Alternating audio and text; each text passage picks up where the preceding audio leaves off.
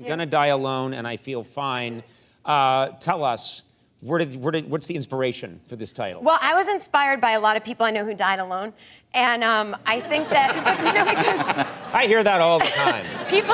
People always think it means like I'm single and I'm like, no, I'm gonna die alone. That's not what I mean. I just mean you shouldn't do anything in this life, whether it's get married or have kids, to guarantee what's gonna go on in your future, right? Like, I had all these neighbors growing up, old ladies, and they were all widows, and I just thought that's what happened when you get older. Like, your husband dies, your kids move away, and you just watch, Price is Right all day. And so, Mrs. Stevens, my neighbor, she, her husband had died, her kids grew up, and she fell changing a light bulb and had a heart attack, and her dog ate her face.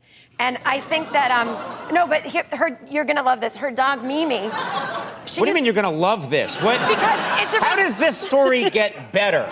Because it's about Mimi's revenge. She used to walk Mimi, and she'd stick her cane and go, "Come on, Mimi," and kind of stick it up her butthole.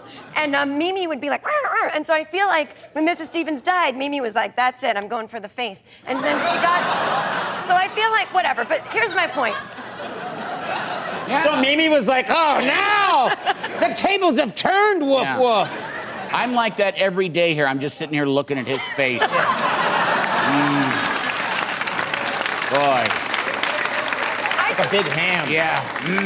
I just think it's like if you pity people, who aren't married or divorced or something, you never know how you're gonna end up. I know Mrs. Stevens wasn't getting married going, and then Brad and I will be together forever, or a dog will eat my face. No. That was not the way it was supposed to end. No. God rest her soul, her eternal soul. Yeah, she really appreciates this shout out tonight, by the way. She's in heaven. Well, thank you. Yeah. What's television? Half a face, yeah.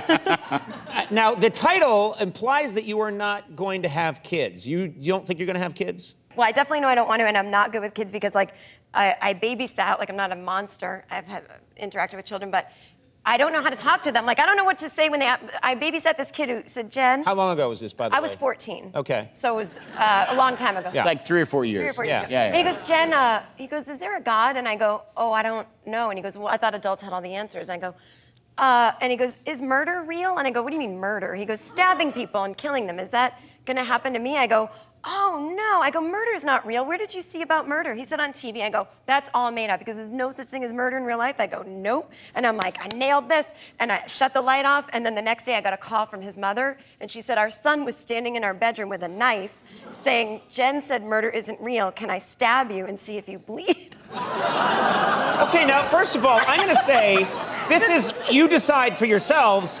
I don't take away from this story, Jen is a bad babysitter. I take away that kid's a freaking sociopath. Yeah. That's what I take away from that story. That's true. The kid is like,